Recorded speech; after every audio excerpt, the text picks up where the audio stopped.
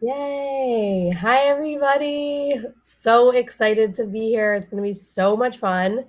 I'm Rachel Klausner. We're going to let folks join, give everybody like another minute or two to get settled, and then we're going to kick off with some intros and hear from like the absolute experts on how to do more with less when it comes to corporate social impact. So I'm really excited to kind of get things going. So we'll give everybody another minute or so. Feel free just to orient people to Livestorm for those that haven't used it before. There's a little chat module on the bottom right and questions. So if you guys have any questions that you want to ask, feel free to drop those in, and I'll kind of monitor that throughout. We'll definitely have time at the end to kind of address all the questions, and then go ahead and like in that chat, have fun. Yes, Emily Sherman, so excited. Yes, we're excited to be here. Feel free to chime in, like where you're from or your company or just like why you're excited to be here. Anything, we want to hear it. We're like a very social group, so this is going to be fun. I know sometimes webinars feel a little weird because it's like you only see a few of us, but there's like more people involved. Like we want everyone in, so you're all in the crew. Yay, Candace. This is so fun. Okay, yay. Kelly, woohoo. Oh my God, so fun. Friendly faces. This is going to be great. So, yay. Cool. Well, I'm really, really excited for this. This has been a topic that doing more with less has come up a lot in conversations, probably for the last like 9 to 12 months. I think we've really been feeling it the last year. And it is a topic that often, people don't want to talk about in public because it's hard to talk about not having resources or, companies going through transitions and things like that, that often lead to feeling like you have to do more with less. But we obviously at Millie love to tackle all these issues head on, and really want to make sure that you guys have a community that you guys can talk to about the most important things that are top of mind, even if they're uncomfortable. And so that's why we really wanted to do this session. We've been having obviously more private conversations with a lot of you folks, and this has come up time and time again. And we're always so impressed. Like, how do you do that? So much that you guys do with very little resources. And I want to set the stage before we dive in, and we'll do intros in just a sec. When we talk about doing more with less, I mean both with financial capital, which is obviously a big resource. So with like all that, but then also with human capital, a lot of, and you guys, especially on this call and folks that I even see are on and listening, do this work without like an established big CSR team of 15. And I think I'm always so impressed. And this is kind of like the most fun part of my job is I get to work with amazing folks like you guys to like help scale your work. But you guys are doing so much, and it's like all on your one hat, and you have another like 100 hats that you wear. And so I just want to point out that I'm like, I think oftentimes when we hear about like CSR programs and all this, we think of like Coca-Cola and these Fortune 500 companies and that have just like a plethora of resources and a lot of big teams. And even though a lot of those companies are also going through transitions like this, so I think there are some lessons here that if there are folks that are in Fortune 500 companies, you will be able to learn lessons here as well. I do want to point out that a lot of this is going to come from a place of just like human capital, just like the teams are just so much smaller in terms of what you have to leverage. So when we say that you're doing a lot of this work, you're doing this work with all the other work that you're doing.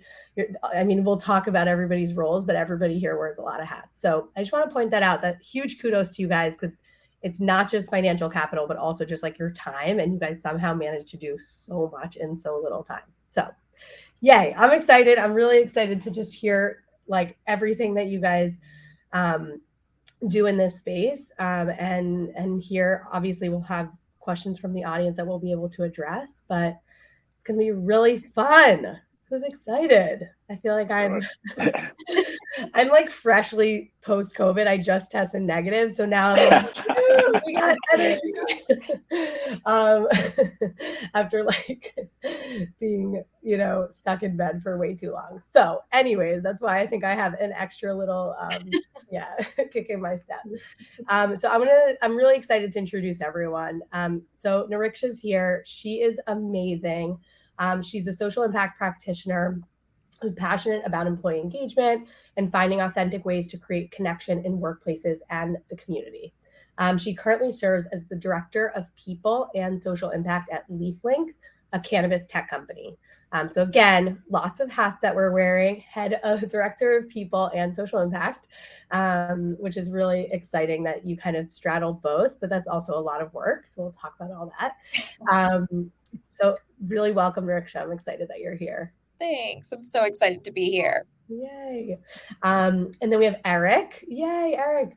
Erick is the Senior Manager of Diversity, Equity, and Inclusion at Stash, the industry-leading investing, banking, and education platform, empowering middle-class Americans to invest and build long-term wealth.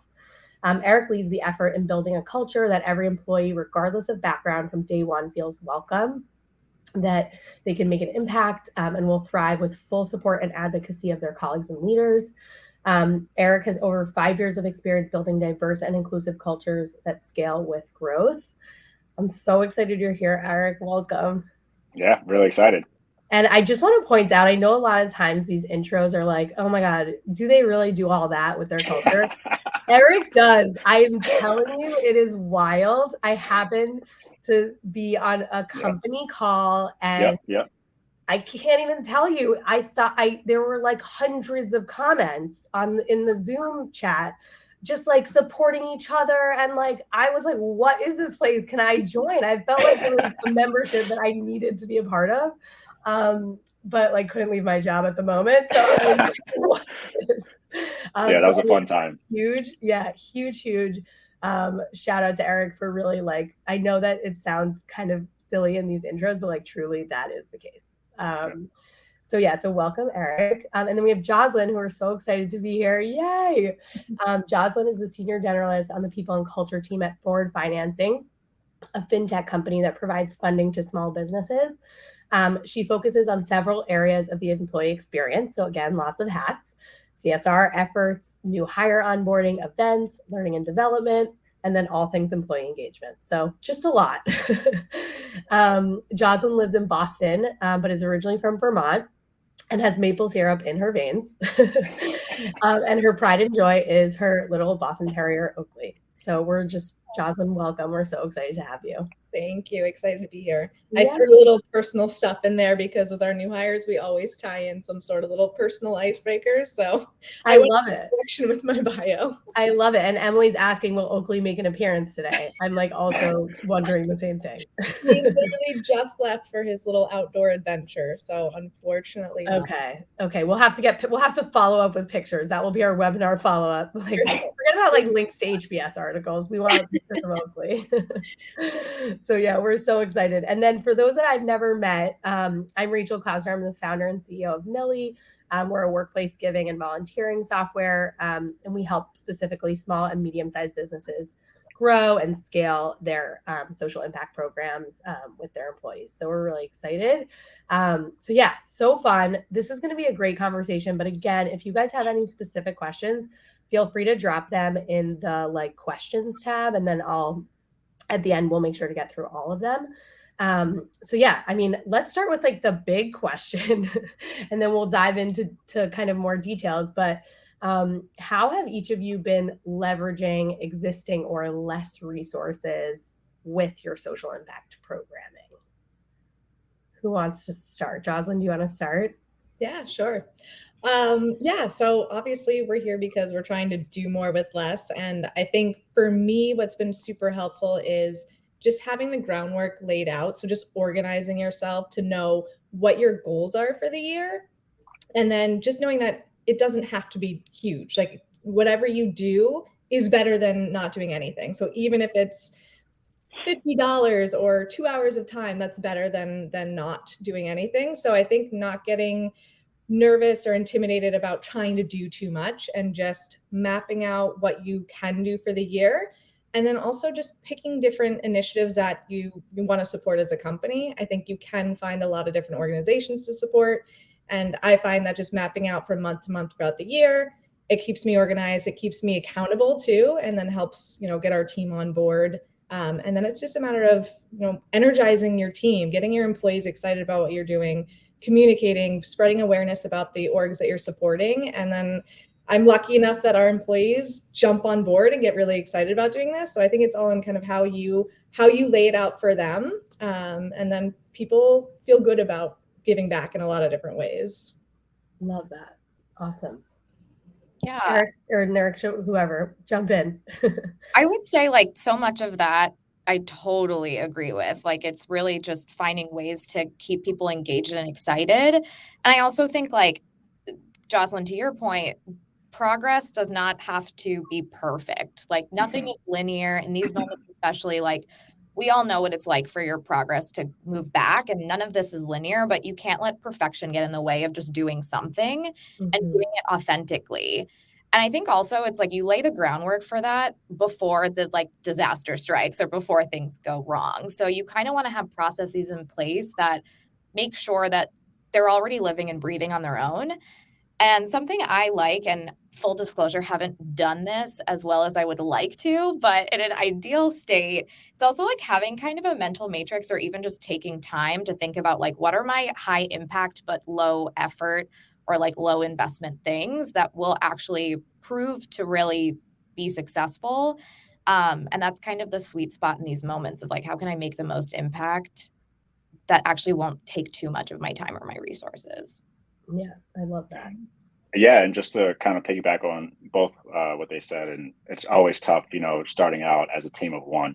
But when I think about the existing resource that we had, I can think about it in two different ways to kind of, be a little bit more specific. So the big one is our employee resource groups, and kind of going back to what Rachel says, like we have a culture that's always ready and willing to, jump in and do anything that's benefiting, not only our customers, but for everybody in general. So throughout the year, we host heritage months, as well as special days that, they can recognize through educational events. So that's what they had in place before, right? So we already had that existing. So kind of what we did to kind of help out is just implement some social impact programming with them, right? So have them already partner with making an impact in communities outside of our company, in a positive way through that, right? So we actually talk with their teams and say, hey, listen, like, what do you think we should do from that aspect? And then like the other thing that we did to leverage existing kind of resources is, kind of how we respond to events that obviously tragically impact our society, right? So think about mass shootings, things around racism and natural disasters. They impact our employees really deeply, and we connected with that. So internally, we always used to put out a statement, check our employees, make sure they feel supported. But we use that resource in terms of what we did and just kind of double down on it and said, hey, listen, we have a list of things that you can do, right? You can, donate to this charity, or you can volunteer for this. And with that, we didn't have to create a new wheel to kind of spin on, right? We already had that there. We just kind of added that with that. So it's been really impactful for us when I think about that. Yeah, I love that. And I think you made a great point. You guys all made great points. I'm like writing everything down, goal setting, making sure goals are realistic. I just like, I love that, because I feel like also sometimes people, like you said, I think you guys all touched on this about Niriksha, about being just doing something instead of being perfect. Like, I think perfect is the enemy of good, as we always say. And I think that's so true in social impact. Like, you want your program to be like buttoned up and like everything, like you want to be able to do everything. And sometimes it's just getting the ball started. It's really a snowball effect that we find across customers, is that just start with something small and the resources can be low, and then it'll just build on itself as it goes. So I think that's like a great point. And then Erick, just talking about ERGs, I think you made a great point that leveraging your ERGs, right? There are these groups, they're super passionate about stuff already. For them to be able to then take that and do something external from the organization is really powerful. It almost like builds better culture internally within that group. So I love that. I think that's awesome. Cool. Amazing. So in executing these programs, how do you guys tackle the change management piece of your programs? I can start. I would say it's really being authentic and honest, and letting your employees be part of the journey versus kind of being told like what's going to happen. And it's also just like knowing when to slow down and let people process. You'd never want an event to happen where like your employees just aren't quite ready or they're not quite there yet. A lot of these things are really heavy. Erick, like you were saying, there's like external things that just happen in our society that impact different groups differently, and want to be conscious of that. And I think it's just finding the balance of like, let's give it a minute, but also let's stay motivated. Let's help each other. Let's lift each other up. And again, like just being really honest and transparent, I think goes a long way with the change management. I love that. Yeah, no, for sure. And, that's probably the first step when I think about, from a change management standpoint. I think the second thing is stakeholders, right? Like making sure they're involved. Again, your employees are going to be your biggest advocates, and they're going to be the ones who's driving all the passion. But you got to have the stakeholders involved there. So making sure that they know exactly what you're doing, and making sure they agree to the mission too, right? So we leverage our executive sponsors with a lot of this stuff, just to make sure we can continue to go from there and continue to drive impact. Yeah, I definitely agree with what you both said. And just kind of one more piece to tie both of those together is I think we always try to explain the why behind everything we're doing for our employees. So that goes with being open and transparent and like bringing everyone along. But I think that piece can be forgotten, of just like, what is it? What is the actual reason why we're doing this? What are we trying to accomplish through it? So just kind of giving that full picture, I think, is really helpful. Yeah, I love that. So what are the biggest barriers? Jozlyn, I think it's just me and you. Is it just me and you left on a call? What? Erick, can you not see us? Oh no. Jozlyn, do you want to just ask Erick if he can see the rest of Erick, us? can you see? You can only see me? I can only see you, yeah. Oh, I see all of us. Oh, no. I mean, I see everybody, but not everybody's talking. Can you hear Rachel? No, I can't. You can't hear me? Let me come back. Okay, we will get him back shortly. Yep. Yes, Erick, can you hear us? Anything? No. Uh-oh. On the fly solving, I love it. Bear with us. We will fix this. Hold on.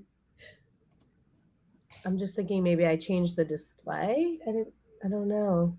I thought it was a trick question. Like, I know. I was like, Test. This is agility. We got this. This is a good test. Yeah. Okay, we'll give it another minute to try to solve. And if not, we will continue with some of the questions and see if there's another way we can loop Erick into the conversation. Let's see. I'm crossing my fingers. Erick, can you hear us? I can. Can you hear me? Yay! It's funny. We all talked about internet beforehand, and mine was the one that didn't work. I love that. Yay. Okay. That was great. Thank you, everybody, for bearing with us. I see not only did we not drop in folks, but we even have a new person join. So thank you, everybody, for saying. Amazing. Okay, cool. So let's dive into what are the biggest barriers to employee engagement. That's obviously like a big piece of the puzzle. So any like tools or strategies that you guys use or incentives to influence that behavior, get more people involved. Yeah, I can jump in. I think the biggest barriers that I can think of is just the hybrid model, right? Like we used to come into the office and have great volunteering events and great food drives and things like that. And now with COVID, it kind of shifted, right? And we have different employees in different geographies. I think we actually have an employee in every state. And when I think about it there, so while it's efficient and I love the remote model, it kind of gets in the way of some like company-wide philanthropic events. So kind of what we do is just making sure we meet employees where they are, right? So make sure there's local events that they can attend, local events that they can be a part of, or local charities that are near and dear to them. Rachel, I know we're constantly speaking with you and your team on adding specific charities that our employees kind of think about that may not be on the platform, and your team does a good job at making sure they add that. And then just kind of another thing that I can think of, just competing priorities within the organization, right? Like, especially at a time like now when, business is at all-time high. You got to make sure you do certain things. Just making sure that getting over that barrier is, like I said earlier, is getting stakeholders involved early, right? And making sure they see the impact that it has. Again, a great social impact is going to do a lot to your business. And just making sure that they're the biggest champions when it comes to that. Yeah, I love that. And I also think the classic time is always the piece. And I think what we try to do is make giving back as easy as possible. So if it's volunteering, cater to the team that we're trying to get involved. Is it, a certain time of day? Is it a certain day of the week? Is it a certain time during the month? Is beginning of month or end of month crazier? So making it as easy as possible, because if there is one little barrier, people will drop out or stay away. So trying to just cater it to whatever group we're working with and make it as easy as possible to be able to, join, whether it's in person or virtual. Yeah, and I think I just want to shout out to Jozlyn, because you guys also do something that's really unique and special, where you engage new hires in this work right away, which is so smart. It like sets it off on on a great foot, so to speak, and everyone feels really excited. And it's like when you first get to a company, you're kind of like eager and excited. It's like the perfect time to be like, perfect volunteer event with all these other employees, like meet people. It's just such a great way to kind of set the tone for the rest of their time there. So you want to talk through that, because I think that's such a great I'd be curious to hear. Yeah, absolutely. Yeah, I like Rachel said at the beginning, I run our new hire onboarding, so I'm always looking for ways to incorporate giving into whatever we're doing. So whether it's events, onboarding, anything, you can always tie it in. So with our new hires, this is part of our culture. Giving back is so important to us. It always has been. So we want people to feel that right when they join. So we do a couple of things. We give Millie gift cards. So we are on the Millie platform and they have the little donation gift cards. So we send that out to all of our new hires. I do a live demo when they first join and show them how they can, submit their funds. And it just kind of builds it right from the very beginning that this is so important to us as a company, and, all the way up to our exec team. This is something that we want our team to be able to get involved with. So those are great. We've also used those for like end of year holiday gifts to our team.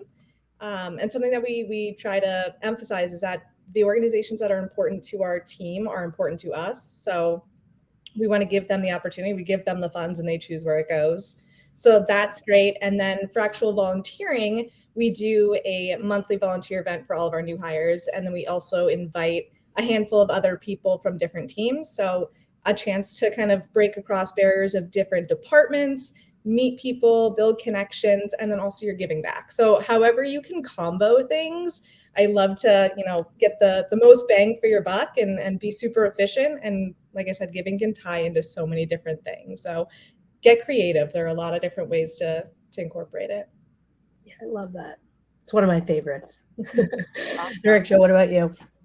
Yeah, I think something that comes to mind with barriers to employee engagement in these types of moments are like not having data. Like that's a huge thing. You want to know what's actually, and you want to make sure that you're tracking towards that, because if you're doing the things that actually just are not quite moving the needle, then it's really just, you don't have those resources to even waste, like it's game time.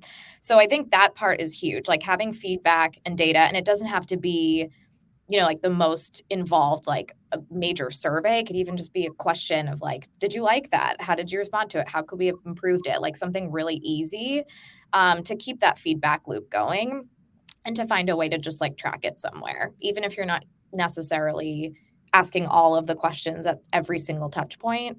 I think data is just a huge part of that. And it's also really helpful for like I might have cut out for a second. But that's kind of just making sure you have that buy-in from people to know like we're actually hearing you and adapting as needed from that. And I think also, especially in this day and age, like so many of our employees, myself included, and really all of us, I'm sure, from being in like very purpose-driven roles, is like knowing that employees are smarter and they can sniff through something that's not authentic. So you really want to make sure you're not being performative with things, because I think people get fatigued from that. Like if you can feel something from your company that doesn't feel authentic and it's just something they're doing to make the company look better or check a box, people know and they feel that, and it will make them resistant to wanting to show up in those tougher moments. So that's I think that's a great point. And I think just to like, one thing that kind of keeps it authentic, that like, you know, if companies do have employee resource groups like Erick, you know, you guys do at Stash, like it keeps it authentic when you give them the voice to do a lot of the work. So that way, like it's really coming from within. It's not just like top down, this is what we believe. Because we do find there's like definitely a tension with companies where like where they're giving, where they're volunteering really comes top down. And doesn't get included, and that's when things start to kind of break. And so I think that's staying authentic is really important, and sometimes the best way to do that is just like making sure that kind of everybody has that voice in what you're doing. Cool. We have so many questions. I want to make sure we get to everything. Okay, so what does success look like, and how do you guys measure it? Yeah, I can jump in to start. So this is something I kind of mentioned earlier, but at the beginning of the year, we set goals. So we decide what we want to, be able to give, and that's budget wise, how many, hours or how many employees we want to be able to, participate in volunteering. So we set goals at the beginning of the year, and then I have a little dashboard that I track everything, and we run most of this through Millie, which is super helpful. So a little shameless plug, because it's so easy. It didn't always hide. I'm like, I don't know if I should just like uncamera myself when you guys talk about Millie. But it's so true. It's nice to have a portal that you can use to help be able to then put that data somewhere and share that with our exec team. So we have different reports that will go out, and our chief people officer will share that information. We share it with the company. But I think setting goals and just having an idea of what you want to do doesn't mean you're necessarily going to hit them, and doesn't mean that they can't change throughout the year. But I think if you just at least choose something, it'll help you hold yourselves accountable, and then also give you something to work towards. Yeah, I totally +1 to all of that. I totally agree. I think the one piece of it too is also just the measurement piece is so hard, because oftentimes you're trying to measure like human behavior, feelings. And so like having those key metrics that you can kind of tie back to that you're using is so important, but it is like just an acknowledgement. It's so hard. Like one, we're trying to be really conscious of not reducing people to like numbers and stats, and also making sure that like we know what's working. And finding that balance is, you have to check in with yourself and with your stakeholders and your teams a lot to make sure it feels right. Yeah, and then another shameless plug on Millie, like the dashboard is there. And we definitely use that when we set our goals per quarter. But to just kind of piggyback, on the last thing that was said, is that we also check with our teams to see, numbers aside, like how do you feel this campaign went? What should we do differently, or what do you think we should do differently? And every time we get something new. So really, success is just coming out the last campaign or coming out what you did before, and having action plans to make sure next time you do it better. So that's kind of how we measure it, not just by the strict numbers, but like what was the outcome, and what can we do further in the future to make sure we keep it fresh and things like that. Love that. Amazing. And what types of activities have you guys found to be the most successful in your work? What are things that you're like, oh, I'm glad we do that? I'm going to be completely open. Matching. I think matching as a company, and I know this is like the less resources, but that was one thing that I talked with my company too. Like, again, we're not giving huge a match, but just a match in general has been something that's been really successful for us, because it really helps the employees know that, hey, the company's here for you, right? I get people do offline donations all the time, and they do it because of the match, and it makes it worth it. It makes it the company from that aspect. But also, like the Heritage Months they're great too as well. But if I was to kind of tie down to the most successful thing, is just having your company match in some capacity, whether it's 1-for-1 or a little bit less than that. That's kind of what we've seen been successful. Yeah. And I know, again, like acknowledging that we're talking about doing more with less, and oftentimes matches feel like a lot. Things to note that we found to be really successful with matches on budgets is that you can set budgets and caps across everything. So I know in our space, we often hear like these crazy, like JP Morgan and all these ones, like $10,000 per employee caps. And it's like, we don't have that. Please, come on. Like that's our company-wide cap, It's like, so just like to set the stage, Like matches do not need to be that level. Like many of our customers do like an $100 per employee match. And even like, it doesn't have to be, if you set an $100 match, $100 times the number of employees. You can make your company budget lower and make sure that you maximize that budget. And, you know, you can put language in your policy that you have a company-wide cap, and that's totally fine. And people are fine with it, honestly. Like they acknowledge that there needs to be a budget. So just things to note that I know it sometimes feels like match is very expensive. There are ways to do it in a budget-friendly way. But yeah, acknowledging also that it is dollars. Yeah. So putting that out there. Yeah. I think the one thing I'd add too is a lot of people at work don't have space to like share their own experiences or kind of talk about things that have been really transformational for them. And so for us, we're a cannabis tech company. Obviously, it's like a new and exciting space to be in. And we actually have had employee engagement moments where we talk about like the history of the war on drugs, or we talk about things like that really don't, it takes time and it takes intention, and you want to be really thoughtful about how you're sharing things like that. But we take moments to just like bring our employees together to talk about that. And I'll be perfectly honest, I wish we could do it more, but that's also where like progress doesn't have to be perfect. Yeah. We make time for it when we can. And it's one of those things that just really engages people. So I find that finding things that are like relevant to your company and being really strategic about the topics that you're bringing up that actually will help excite them about what they're doing in their day to day or what you're trying to accomplish as a company are also really helpful. And being as like cross-functional as possible and getting people to like meet people on other teams or doing something that just creates connection across your company is really, really helpful. So. One thing that we've done that's been really successful and kind of going in that same vein of just getting our team involved in our giving, and it doesn't have to be huge amounts, but we do a giving week where people will nominate their favorite charities. We randomly select one each day to make a donation to. And again, it doesn't have to be major, but just getting them involved. And then we do a little, post in our Slack channel about this is the winner of the day. This is what the org does. This is why it's important to this person who nominated it.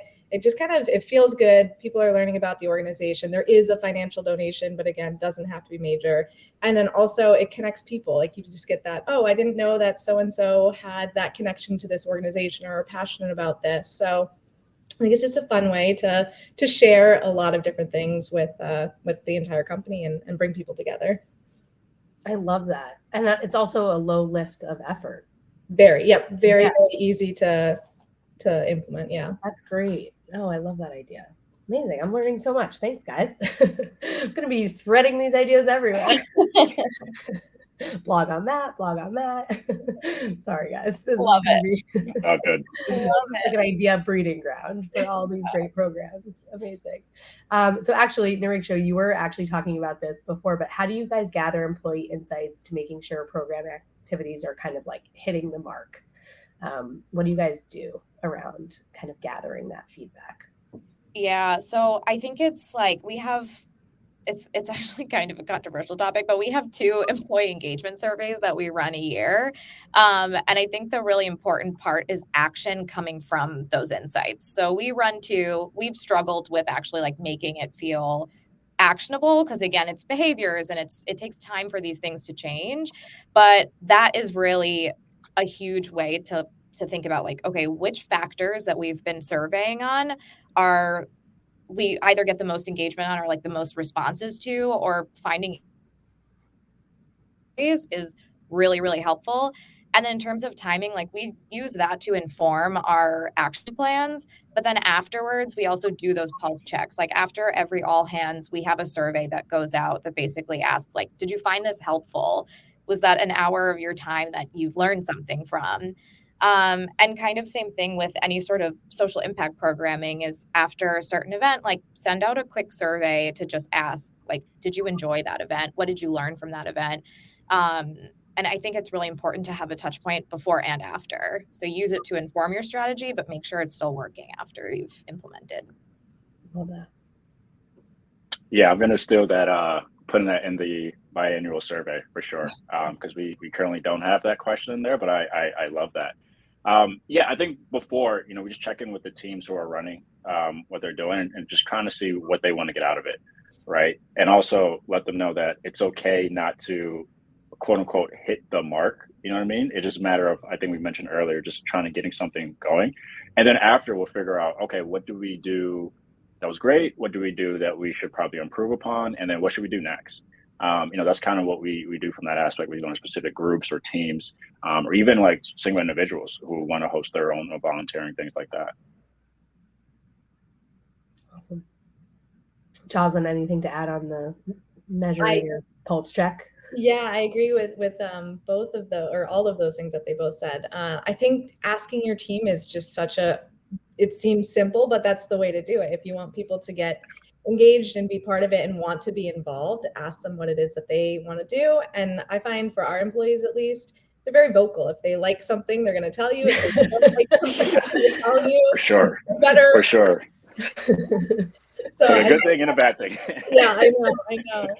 So just being able to take that and do something with it. And then I think it's just important that you actually, if you're going to ask, that you listen. So if they say, I hated this part or I loved this part, and you don't make an adjustment from that, then you'll start to lose buy-in a little bit. But not that anyone's doing that. I'm sure, people love getting the feedback. I know we do. But yeah, ask your employees and they'll be more involved. Yeah, love it. And I know we hit on some of this already, but just in terms of tangibles, when it comes to volunteering, do you guys have like examples of activities or things like that that have been low or cost, like the things that have been kind of high impact, low cost from a volunteering perspective? Yeah, I think it's really engaging with local community organizations, because more often than not, they have the exact same problem. They don't have a lot of resources.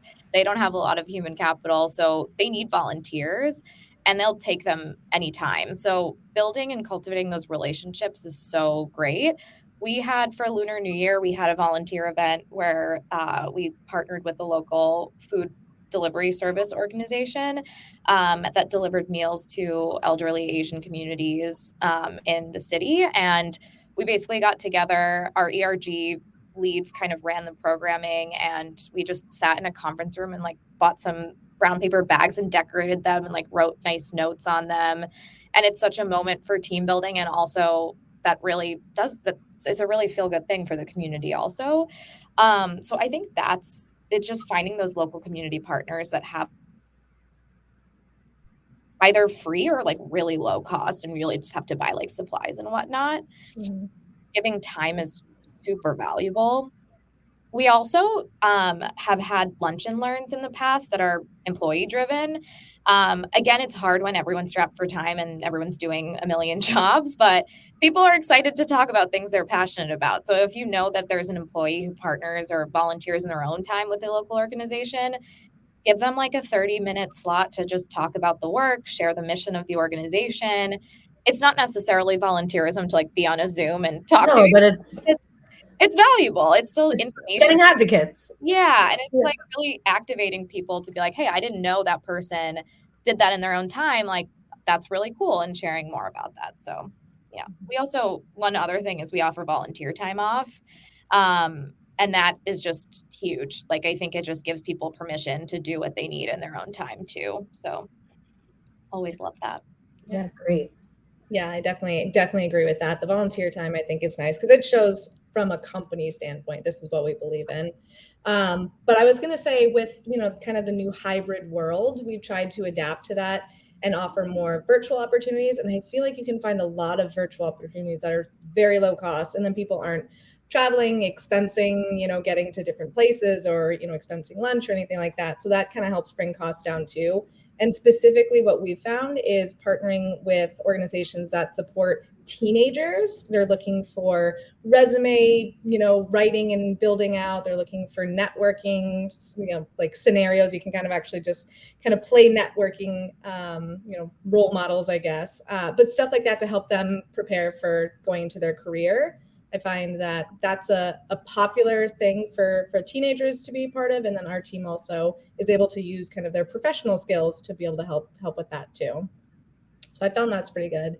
And then one other thing I'll mention too, with our team in person, sometimes it's hard to get them to go off site somewhere, but the people who come into the office will do little assembly lines. So if we're putting together winter care kits, you can buy in bulk supply at, Costco or whatever it may be for lower cost. And then people are kind of assembly lining it, putting it all together. They're part of making it, and then you're able to donate those. So that's been really popular for our team too. Oh, cool. Do you guys come up with the winter care kit? Like tell us more about this. Sure. Depending on the organization, they'll actually have a list built out already. So they'll send you for winter care kits, they want socks, they want hand warmers, those sort of things. If it's a summer kit, it's going to be different things, but they'll usually have a list already built out. They'll send it to you. You pick 4 or 5 things and package them all together. They make it very easy because, they appreciate the help and appreciate anything they can get for it. And then it's an easy thing for our team to do, especially if they're already in the office. If you have a day that people go in the office already, anything like that, it's great. Oh, I love that. I'm gonna have to. What org do you guys work? Do you work with a Boston one for that? Yeah, Pine Street Inn is with Pine Street Inn. I was just thinking that. Yeah. Yep. Yeah, they're great. Okay, I know that we have a bunch of Boston people on the call, so hopefully a little shout out. That's great. Love it. Amazing. Yeah, those are all great, and I think the one that I can kind of add to this here, because we're still getting early in on our volunteering journey here, but we had a couple groups that kind of band together and kind of just scheduled an hour to sign petitions and call local legislators when it came to certain bills that were being passed within certain communities, right? So I thought that was really impactful because it wasn't just those 2 groups that did it. Like, they had other people join in, and just spend that hour on a Zoom call or Google Meet call, just talking about these certain bills, and then just going off mute and just calling their local legislators and talking about why this may not be a good bill for their local town and things like that. So that was one thing that we've done so far. Yeah, I love that. I love bringing policy in to things. That's great. Yeah. Amazing. Okay, cool. We have one more question, and then folks that are listening, if you guys have any questions, feel free to drop them in the questions tab. I want to make sure we get to everything that folks have on their list. So, okay, so the last question around giving. How do you guys incentivize employees to give? And then, also, especially if match is low or you don't have a match offered, what are kind of some tactics that you guys use? Yeah, I can go. So outside of the match, we try to personalize it as much as possible, right? So we don't have these generic things that you can donate to and obviously get a match or just say that you donate to it. Like, we try to make it as personal as possible and introduce the different regions. And shameless plug into Millie, you can really type in exactly what you want in certain regions. And we incentivize employees by saying, listen, we're not going to prescribe to you what you should donate to. Like, here's a list of things that you can do, but you also search for those things. Another way we kind of incentivize them is that it may not be on the platform that we're using. You can just upload a receipt. And as long as you have the receipt uploaded, you can get the match if you have a match, but you can also get recognized for your contributions in our social impact program. So those are kind of things that we do when it comes to that. Yeah, I would echo that too. I think it's about finding those moments too. Like, I think so at LeafLink right now, we don't have a company match. And I think it's been something that I'm going to stand up at some point. We don't have it right now. And so what I'm trying to do is even just build the muscle and show the impact of some moments. So last fall, actually, the name is escaping me of the exact hurricane, but there was a disaster that hit in one of the communities that we serve. And it was kind of one of those moments where we were able to do a very informal matching program where we basically said our ERGs are pooling some money. Everyone's committed to I think it was somewhere between $100 and $500, whatever felt comfortable for their ERG budget.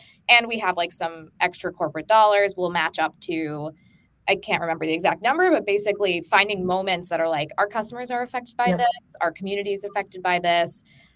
Let's do something that's lower lift and less formal than having a platform that we have or a policy in place. So it's building the steps to be able to get to a place where you can actually say this match program made a difference, and helped our employees feel like they were part of something, and also was just good and the right thing to do. So I think that's also kind of laying the groundwork for it. One thing from just like thinking about it beyond LeafLink also is just employee choice. Erick, like you said, is just important. Like being able to have some flexibility around that is so important. And I also think there's an element of like giving fatigue that happens if you over ask your employees. It's something I think about all the time of like, you can't really tell people what to do with their money. So you want to be really conscious of like making sure you're picking the right times to ask, and making sure you're also behind it as a company and saying like, we're investing in the thing that you care about also.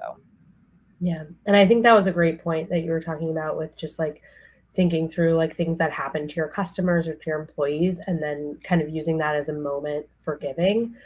Especially like just training that muscle, especially with your team and also your leadership team, that like, wow, look at this, look at what we can do at a time when that's super top of mind and giving is top of mind. Because like on an average Monday in the office, like, you know, I don't expect like an executive leader to like be thinking about how is our company giving, but if there's something happening in the world, you bet they're thinking about it, right? And so I think it's also just a great moment, not just for employees, but like to really garner that buy-in from leaders that like, oh, we can do this match, even if it's just for this one topic area right now. And then that's usually, honestly, that's how most of our customers start with a match, is they come to us because they have done, you know, these kinds of one-offs. And it's been like, oh, wait, we should probably, you know, how can we scale this to beyond just, you know, when things happen? So I think that's the perfect muscle. So like for teams that don't have that budget to do a full match, to just like, when things do happen that really do kind of impact your community, whether it be employees or your customers, it's like a great moment. Yeah. I mean, it's not a great moment if it's a really bad thing, but it's a moment to be able to, you know, really give back. So yeah, I love that idea of you know, kind of doing one-offs if you don't have a match. That's such a great idea. It opens people's eyes. It probably helps, you know, getting buy-in from your exec team too. But one thing that we've done that's been fun and gets people involved is we'll turn campaigns into a competition, and we'll actually, you know, put together different teams across the company, and we'll, you know, group into 3 or 4 teams across our company all together. And then, you know, every couple of days we do a little thermometer of like, this is who's in first place, this is who's in second place. And we're competitive. They want to do, you know, money in sales. They want to do whatever they can. So that's a fun way to get people involved and you know, put a little competition in it. Yeah. Love that. I think we found that competition we've seen a lot of our customers leverage campaigns for competition, like you're saying, kind of a campaign for each region or whatever it is. And just like using those thermometers as ways to kind of get more giving is so awesome. And yeah, we've seen it in really interesting ways. So yeah, really excited to kind of see competition. I know that it was like a taboo topic for so long. How do you, like, you don't want people to compete, blah, blah, blah. And now I think people are realizing like people love competition. It's just that gamification that just, it's exciting. So I love that. Okay. I think I'm starting. Let me open up the questions tab and make sure that oh, cool. Okay. Cool. This is from Katie. Curious if you guys have any suggestions or resources for 2 things. 1, finding in-person volunteer events in a particular area, and 2, opportunities like the one you mentioned where the orgs need supplies that employees could gather in the office. Thank you all for hosting, blah, blah. Okay. So yeah, so basically any specific resources for those 2, finding in-person volunteer events in a specific area, and then opportunities like Jozlyn, what you mentioned with Pine Street Inn. Yeah, I'm trying to think of, I don't know if there's, you know, one place to go to find it, but I think if you just Google or reach out to any, you know, organizations that you do know in your area, you can find a lot of them. And I think once you pull that thread, you reach out to one and you say, hey, I want to support this, you know, cause in different ways too. That's a network that as soon as you kind of get in there, everybody has, you know, connections and suggestions. And you can really find a lot that way. But I think just kind of starting that, if you know what area you want to support, what kind of organization you're looking for, find that, and then, go from there. Like I said, it's like pulling the thread, and then once it starts, it doesn't stop, and then you just have more and more and more. Love it. Yeah, I totally agree with all that. I think like the first thing that came to mind of like, what are the tangible resources? It's like Google and your employees. Like your employees probably also like volunteer on their own. And so like if you have one employee who has like a great story that you've heard about, like ask if they have a connection that they can make to have like a formal event. It's so hard on the local level. Like there's just really small organizations that need so much help, but they don't really get as much attention as like the bigger ones, or like the I think like one that I always end up turning to are like food banks and shelters. Like that's always the two that like they always need help. And there's always some way to connect there. But yeah, I know it's like not the ideal answer to say like we were all going to Google, but it's full of magical secrets. Yeah, no, that's my that's gonna be my answer too. Yeah. But also like webinars like this, you kind of pick up some tips and tricks too as well. Like I think Rachel, we did like a kind kit thing like a couple weeks ago, and I'm gonna implement that with some of my teams, going forward. So yeah, just Google and attending more sessions like this to kind of figure that out. Yeah, I love that. Yeah, Kind Kit, a shout out to them. They do, especially for companies that are doing kind of have remote workers. They send packages of volunteer in a box, and you do it together like on a Zoom, and it's great. And there's like, I think they have like 50 boxes, all different cause areas. And actually, I was just chatting with someone yesterday who was telling me that they do a Kind Kit event every month based on what's going on with the topic area. So that, and she's had so many people join. It's amazing. So yeah, it's and that's actually a great low cost, low lift thing to do. They're pretty low in cost. It's like $25 to $35 a box, and you can have a cap if you want of how many you'll do. And then, that's the full cost of the event, right? And they ship it to you, and it's really easy and great. And they do different topic areas, so you can really leverage it, especially if you have remote employees. It's like a great option, or hybrid. So cool. Great. We have another one from Eva. When setting goals, maybe in the beginning of the year, how do you gauge the employee's interest in where to give? So I think if you're starting from scratch, I feel like my answer to everything has been like a survey. So yeah, I think there's also a thing of survey fatigue. So that's also not always the answer. To just get insights. So if it's like a new program that you're standing up, you can either have like a dedicated group of employees. Like we just launched a LeafLink champion network of like cross-functional people who are generally pretty vocal and excited about some of these things. Like that's a starting place, having those people you can go to. I think that's important. And then I think, again, it's like data afterwards. So like oftentimes with some of our giving campaigns I've done at LeafLink and at other places also, it's like tagging the category or like the cause area of the receipt that you're getting and just saying like, here's a roundup of all of the places that we gave to. And then you can actually then see like, where did the most donations come through, which cause areas were people most interested in, and then focusing in on that in the future and tailoring to that. Yeah, that's great. For us, it's kind of a combination of, we do have certain partners that we work with year over year. So it's just kind of part of what we do. And then what I'll do is just choose an amount that goes towards, I call it like our employee discretion donation budget. So we don't have to know exactly where it's going, but I am able to budget accordingly ahead of time. Say I want to be able to give this much money to organizations that our team picks. And then we do things like Giving Week and getting nominations from them throughout the year. So it's still going to the organizations they pick, but you don't have to know right away. Yeah, and I think for us, when we do our planning for, at least now this year, just starting out with our employee resource groups, I sit down with them and, we kind of go over what we did last year or like the last part of the year and see, hey, do we want to continue to offer these specific charities going forward, right? Or do we want to continue to do this going forward in lieu of a survey, which I think I'm going to steal from you and start doing that there. But yeah, I really lean on the leaders of the ERGs because they, have the pulse of their employees, and they're gonna be able to give exactly what they want to donate to, and what they want other people from the organization as allies to donate to as well. Love it.